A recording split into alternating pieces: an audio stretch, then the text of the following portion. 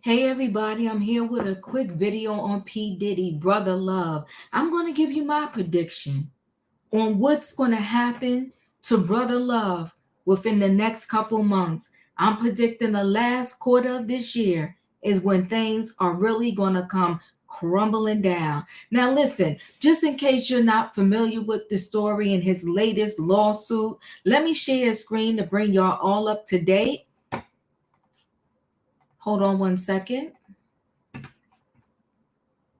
Rapper and music mogul Sean Diddy Combs. A new lawsuit filed by a producer and videographer on Diddy's latest project accuses him of sexual assault. This is the fifth lawsuit against Diddy since November. The first one, filed by his ex, Cassie, was settled.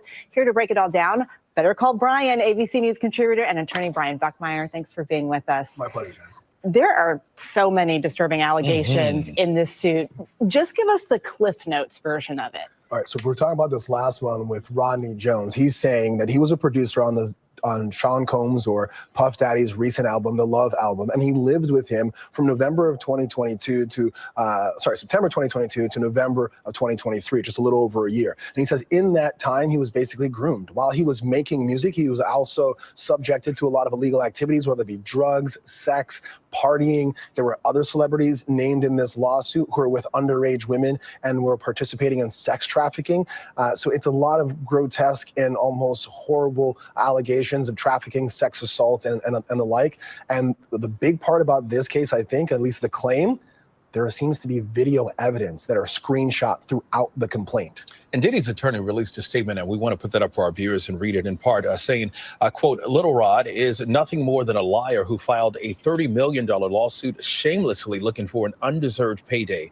His reckless name dropping about events that are pure fiction. We will address these outlandish allegations in court and take all appropriate action against those who make them, end quote. And the rap mogul settled his case with his ex, Cassie, amicably. But, you know, he's clearly ready to fight these allegations. So what is he on the hook for? Yeah. So first, let's kind of backtrack about the Casey case. The fact that he settles, it doesn't prove guilt or innocence. It's just that what we have in those statements there, they settled. But for the Rodney Jones case, he's asking for $30 million. Again, he was a producer on this Love album, and he says that those are the lost wages that he didn't get. But it doesn't mean that's the only amount of money he may get. If this case ultimately goes to trial, a jury could award him more or less, depending on what the evidence is in that case.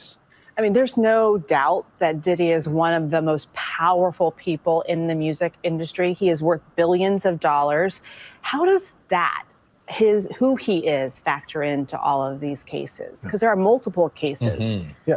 So like you said, there were 5 originally. 1 is settled. There are 4 now. One of them involves a Jane Doe that's accusing Sean Combs of participating in multiple people having sex with her. When you talk about how this applies into a larger setting in the court of law and also the court of public opinion, I think a lot of people are drawing similarities between other powerful men who've been charged and been convicted, whether you're talking about Harvey Weinstein or R. Kelly. And people are thinking, hey, we've heard rumors in the past. People have whispered in the darkest corners of these kind of studios, and now is something coming to light. Judges are going to look at this and say, we have a roadmap as to prosecuting these people in the past. We've had roadmaps as to people being falsely prosecuted, and they're going to follow the evidence where it leads them for both or all of these cases. These are civil cases, and these victims, alleged victims, are asking for millions of dollars.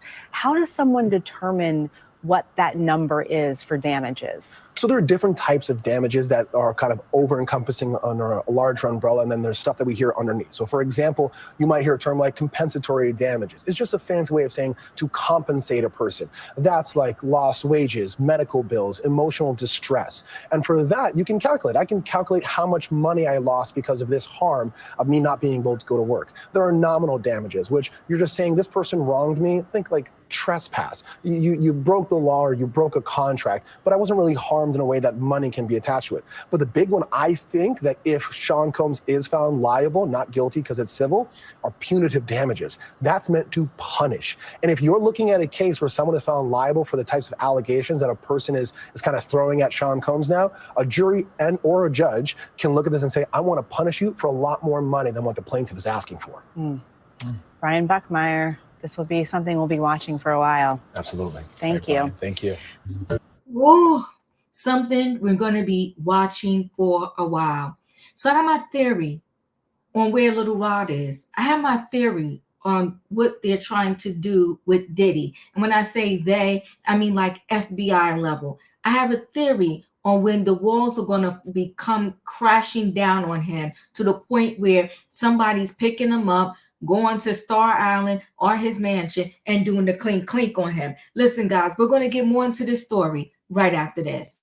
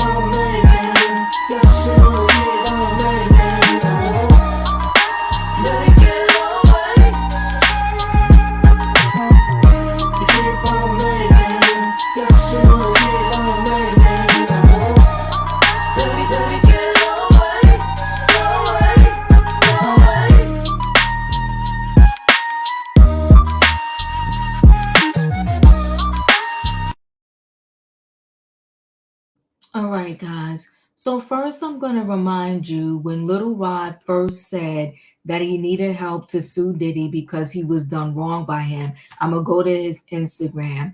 And Little Rod said, you know, he had a GoFundMe. So he needed to gather more money just to get a lawyer so that he can fight this case against Diddy. And if you notice, when I play this, you're going to hear him say that, you know, Diddy's a fighter. So he kind of knew ahead of time that Diddy wasn't going to back down. So before I get into my theory, I just want to remind you of this. So let's listen to this. I apologize to anyone. This video may be embarrassing too. Let's just jump right into it. Some of you may know me or may not. I'm a music producer who's a writer and musician. Different genres. I started in the gospel and jazz and R&B and worked my way over to the hip hop side. I've been working on an album. I took a year off straight working on this album. That album is the Love album, Off the Grid by Diddy. And it's Grammy nominated right now as we speak. I should be celebrating, but the truth is I'm not.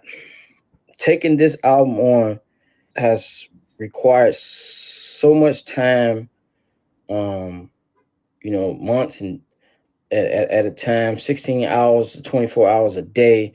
Sometimes, Diddy will request certain works to be done and tell us don't go to sleep until it's done. And the truth is we'll be up for days trying to accomplish that. I've tried to get my business straight with them on this album, but the truth is they're not playing fair. They hit me on below the belt on so many situations. Just dealing with this. It's the contract that they give me and the offer that they gave me was just disgusting. The producer fee, pennies, and on top of that, these guys are trying to steal my publishing. I can't go for that, so I'm fighting back.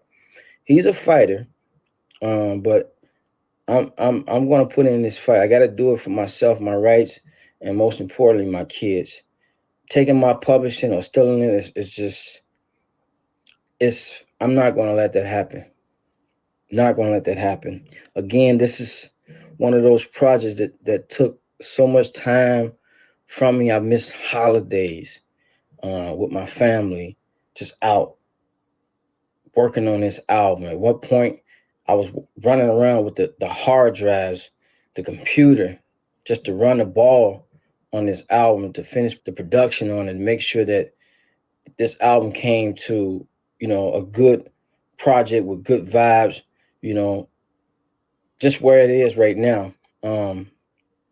And just to be offered little to no participation in this is highly disrespectful. I won't be that guy 20, 30 years from now looking back saying, I wish I'd done this. I'm going to do this now. Doing this situation is not easy. Taking Puff to court, suing him is not easy.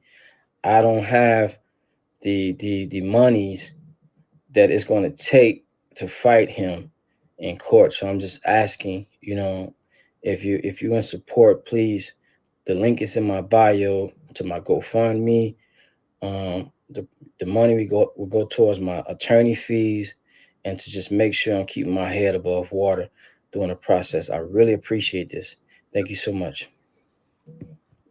So I showed you that to remind you that in order for him to even file the case, the civil case against Diddy, he needed help. He needed financial help.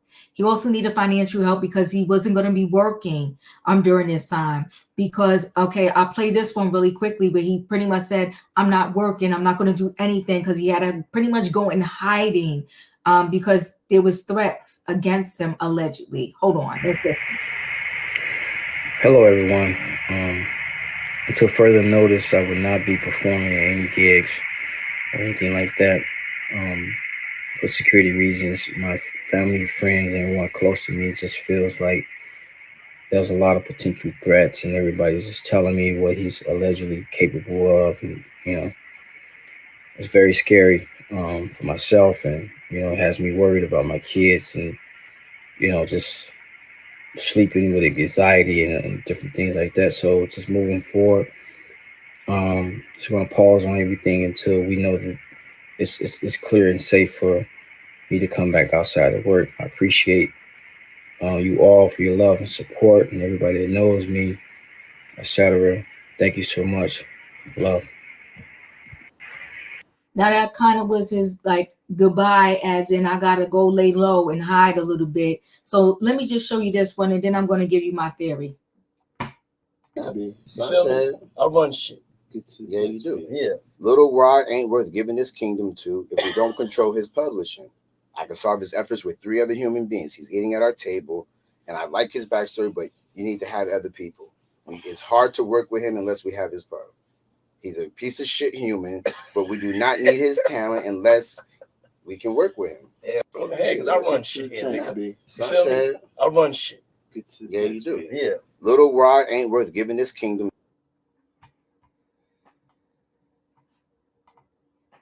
Go ahead, because I run shit. So I said, I run shit. Yeah, you do. Yeah. Little Rod ain't worth giving this kingdom to if we don't control his publishing. I can solve his efforts with 3 other human beings. He's eating at our table, and I like his backstory, but you need to have other people.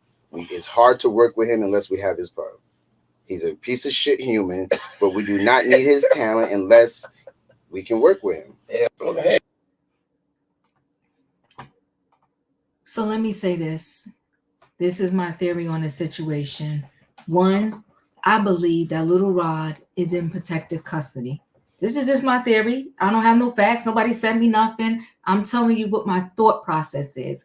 I believe Little Rod is already in protective custody because Little Rod does not have the money to kind of hide out. I feel like he's in protective custody. I feel like his lawyer, they did an amendment on their lawsuit that they put out there, and they added additional information. They cleaned it up a little bit. He said exactly what he felt he should have been paid during the time working for Diddy. In addition to that, he came back and was kind of like a 10 toes down, saying that that day in that studio, he may not be able to say for sure which one, either Diddy or his oldest son, Justin, pulled the pow on that other individual that they claim was, pow by a drive-by. I think he went back and he's 10 toes down with this information, saying that it was either Diddy or his son. And I feel like the FBI, they have trouble. And I think they've been having trouble over the years getting people to be strong enough, so to speak, to be a witness if they go bring any type of case against Diddy. Right? Because this allegedly with Diddy has been going on for decades. And most of the individuals, they are just too afraid to speak up. And you can only imagine why. And so I think now the FBI is kind of like, okay, we got this Little Rod here. We never had a person like Little Rod that has been impacted allegedly by Diddy. But we got Little Rod here. And Little Rod is brave enough and bold enough to say the happened. And not only that, I got pictures, I got videos, I got footage. Now, see, for Diddy to be collecting videos, footage, and allowing things to be on someone's camera, he's got reckless. He got reckless. I mean, did he not watch R. Kelly go down by his own hands of wanting to have stuff on video? Was he not paying attention? Or was he paying attention, but he just thought he was above it all to the point where he didn't care what he did. It was like, whatever, I'll dial a number and I'll get away with this. But then he met Little Rod. You know, they said everyone has their match. It's just a matter of you meeting said person. So before Little Rodney, Diddy didn't meet his match. He didn't meet that person that was going to say, you know what? I got to stand against him. I can't do this anymore. He wronged me in so many ways, and I'm going to tell somebody, and I'm going to keep screaming to the mountaintops until something is done. And maybe they told a friend, these previous people, or maybe they got on Instagram and said something for a minute or some other type of social media. But Little Rod, in that lawsuit, he put a lot of salacious things. He put a lot of things that leads to a lot of criminal activity, and said criminal activity is something they can actually look into and then finally perhaps clink Diddy up. My prediction is September. I feel like they got Little Rodney. They got him in witness protection. And I feel like they're speaking to others. And they're saying, listen, we're almost there. We want to get Diddy, but we don't just want to get him on something where his lawyers are going to be able to get him off. We want to get him. We want this thing to be a slam dunk. We got Little Rodney. We need about 5 to 10 more people. And if y'all come on board, we'll protect y'all. And then we could go pick him up and finally charge him and stop his alleged reign of terror. So I'm thinking they got Little Rodney. I'm thinking they got some more people, because others are saying that they said before, once Cassie settled her lawsuit, they said Cassie handed over allegedly a lot of stuff to the feds.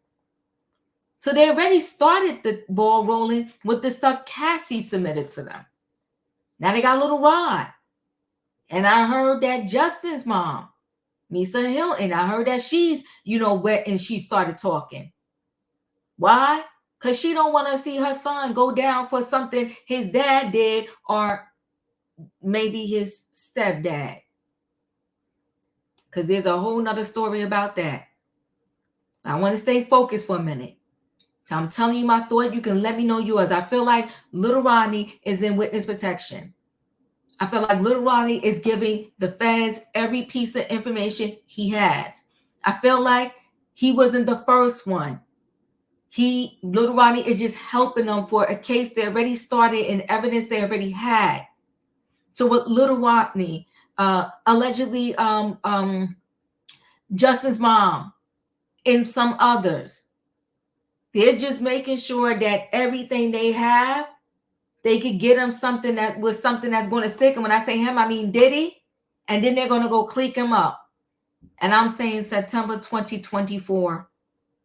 That's when we're going to see them finally come and lock Diddy up. And then as he's locked up, just like R. Kelly, he's going to be dealing with all of these other cases that are currently pending, because he has 4. And one of the 4 includes Rodney's, right?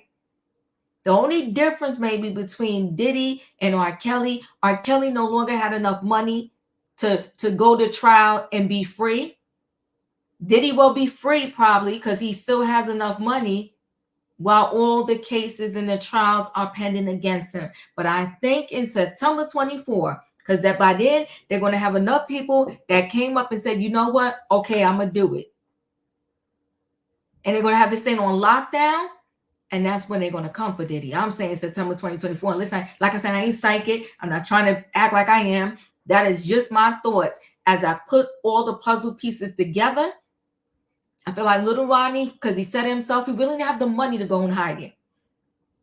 So I feel like He's in the witness protection program. Those are my thoughts. Let me know yours. Listen, guys, if you're not a subscriber, subscribe, hit the notification bell so that every time I upload a video, you will be notified. If you are a subscriber, welcome back. Everybody, thanks for watching. Chat with me in the comments, and I will chat back. Let me know your thoughts. Do you think Little Ronnie is in the witness protection program? Do you think that right now the feds are just trying to collect witnesses and evidence so that they can get something against Diddy that will stick, will be a slam dunk, and they're going to lock him up? Listen, they said that all of Russell Simmons' friends backed away from him, from the allegations he had against him. Diddy's allegations that we have heard of is way more sinister than Russell Simmons. So if Russell Simmons' friends backed away, what do you think Diddy is facing? Who is really left around Diddy? Who's left hanging around Diddy is the low-hanging fruit. You see, Young Miami, she dodged out of there. Okay? So he got the low-hanging fruit left. He no longer has that strong, in my opinion, that strong group that was around him. Because listen, nobody wants to go down. I know I wouldn't. So I think all the people Diddy kind of have around him now is like low-hanging fruit. It's not that strong knit bond that he had before, because people like, okay, you too hot. You too hot. If they taking pictures or they watching you, I don't want them to see me coming in and then I get caught up with, no. I'll see you on the low. When the street cools and the block cools, if it cools, I'll come back and see about you, Diddy. But right now, I think everybody's running and hiding. That's my thoughts. And if it's true, the amount of substances they said has been around in these parties and in his home for years, that would mean that he's so, and I'm talking Diddy, so highly addicted. Diddy, excuse me, I'm sorry, y'all. Diddy would really need to be in rehab. So Diddy needs to be in rehab. He needs to be in therapy because they're coming and he's going to need a clear mind to even begin to deal with what is about to come his way. And I think all of those people that were afraid before, you see the woman that he had allegedly pop out in the face and had to pay her years ago. She's talking. Everybody's talking. There's a lot of people that want to see Diddy have his day. And I think the FBI is probably tapping all of them. What are your thoughts? Y'all want to come in? Y'all want to do this? Chat with me, guys, and I will chat back. I'll see you in the next video.